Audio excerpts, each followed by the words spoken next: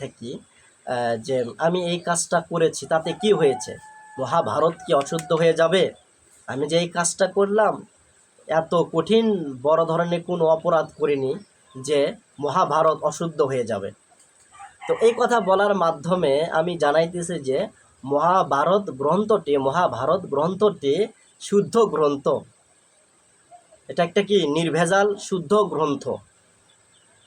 তো এই শুদ্ধ গ্রন্থ কি অশুদ্ধ হয়ে যাবে আমি এই কাজটা করার কারণে?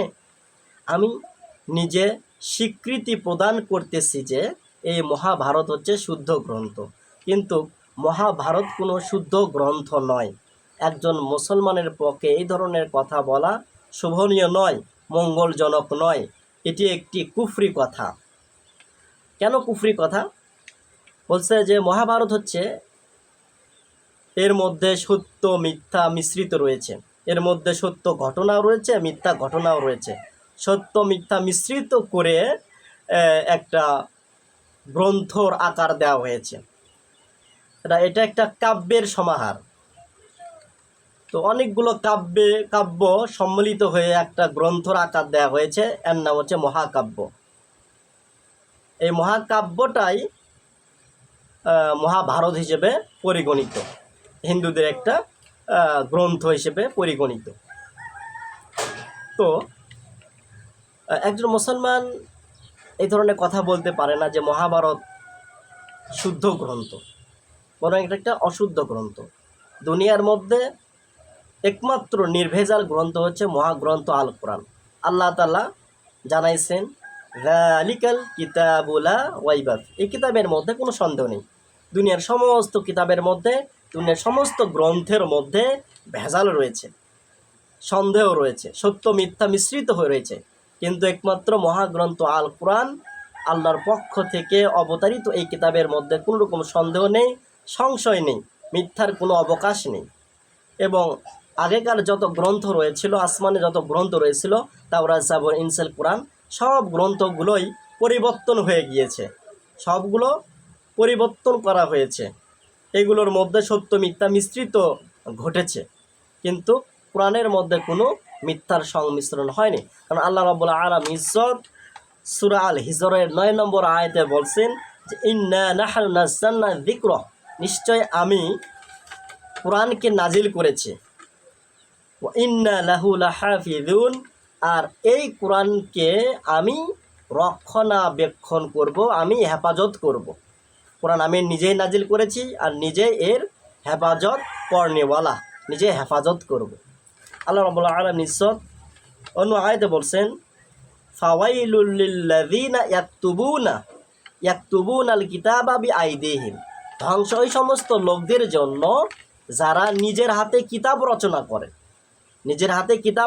করে এবং বলে সুম্মা ইয়াকুলুনা হাযা ইনদিল্লাহ, এবং বলে যে এটা আল্লাহর পক্ষ থেকে অবতীর্ণ হয়েছে। অর্থাৎ ইহুদিরা আসমানে গ্রন্থগুলো, তাদের উপরে যে গ্রন্থটা নাজিল হয়েছিল মূসা আলাইহিস সালামের যে উপরে অবতারিত কিতাব তাওরাত, এবং এরপরে জাবুর, ইনজিল, এই গ্রন্থগুলোর মধ্যে আল্লাহর পক্ষ থেকে যে বিধানগুলো লিপিবদ্ধ ছিল, এই বিধানগুলোর মধ্যে যে বিধানগুলো তাদের জন্য কষ্টকর, ওই বিধানাবলীগুলো তারা কেটে দিয়ে নিজেদের হাতে সহজ বিধান লিপিবদ্ধ করে দিত।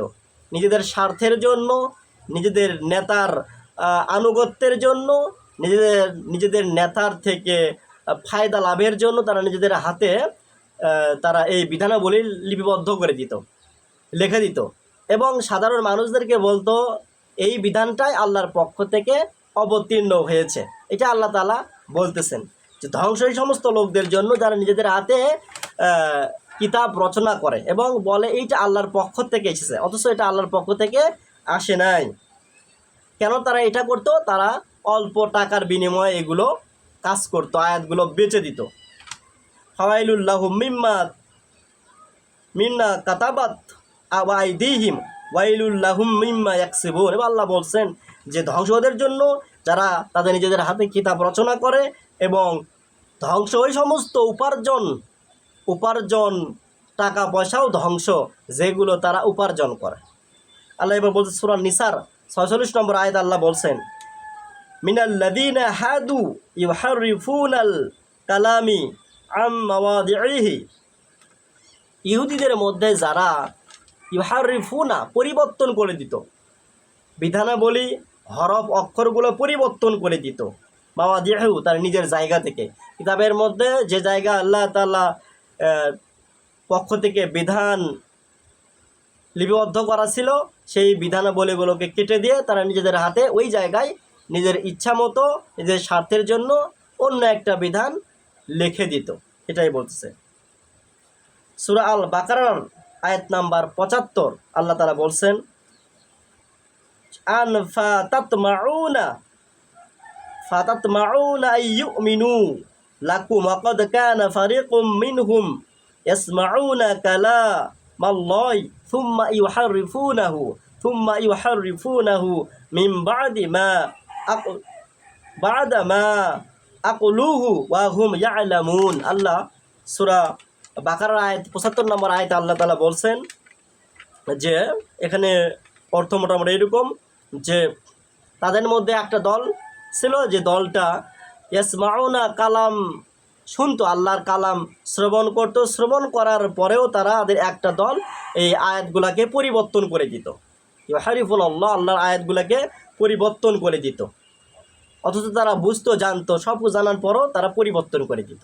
তাহলে আমরা বুঝতেছি দুনিয়ার সমস্ত কিতাবগুলো পরিবর্তন হয়ে গেছে, দুনিয়ার সমস্ত আসমানি কিতাব গ্রন্থগুলো কোরআন ছাড়া পরিবর্তন হয়ে গেছে, সত্য মিথ্যা মিশ্রিত ঘটে গেছে।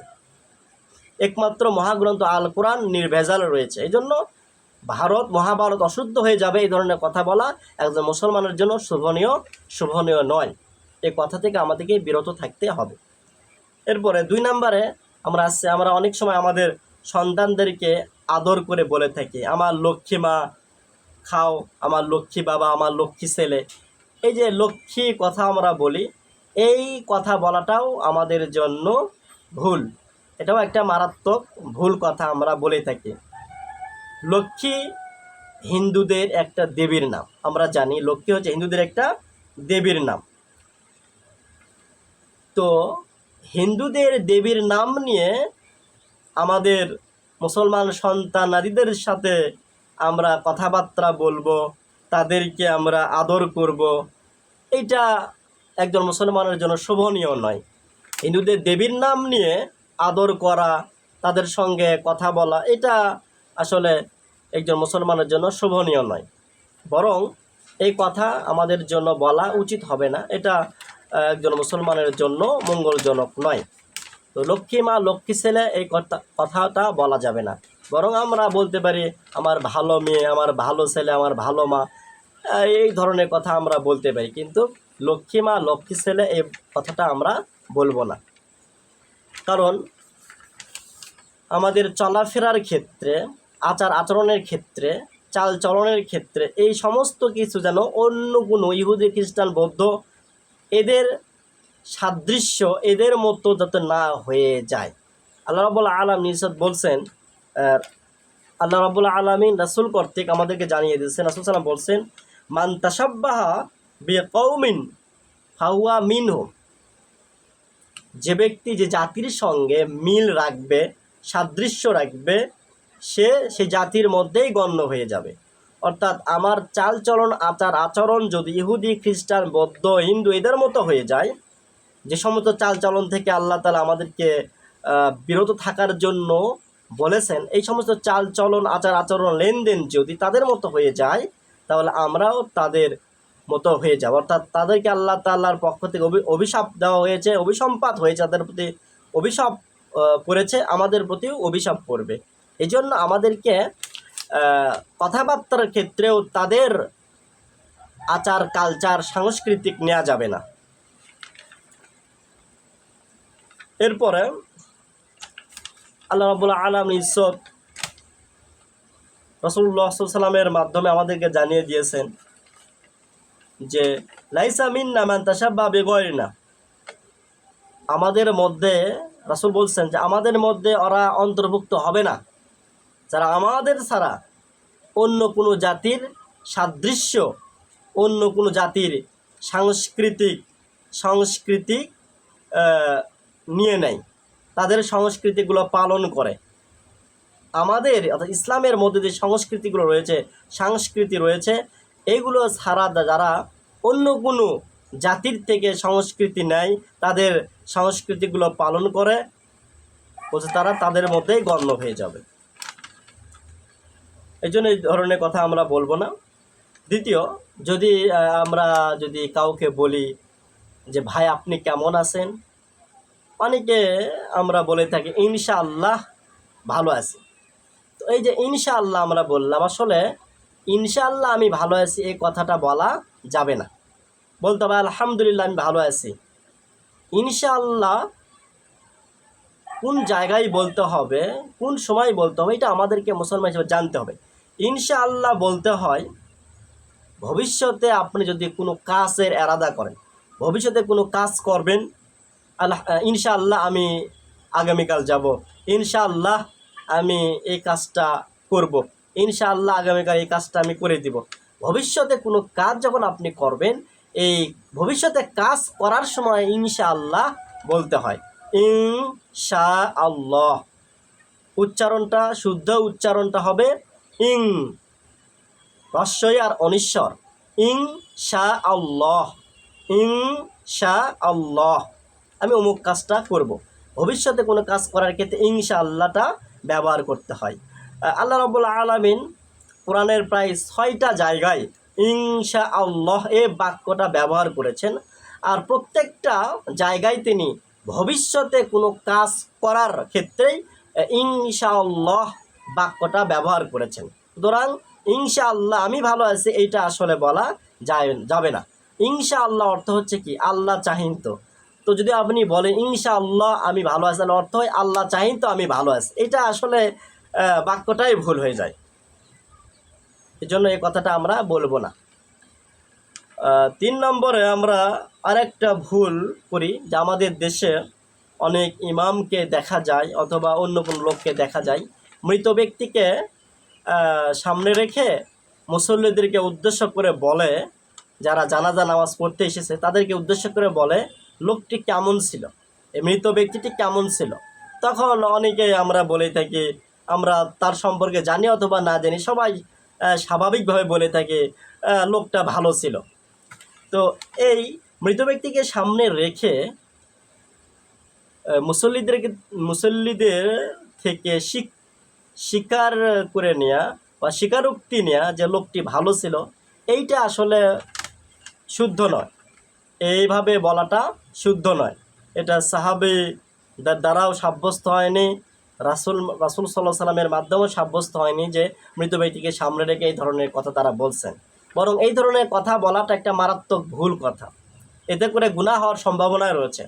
কারণ যখন আপনি এই ব্যক্তির সম্পর্কে বললেন যে এই লোকটা কি ভালো ছিল, তো এই লোকটা যদি খারাপও থাকে তবুও ওই সময়ে ওই জায়গায় কেউ কিন্তু খারাপ বলবে না, সবাই মাথা নাড়াবে অথবা বলবে ভালো ছিল।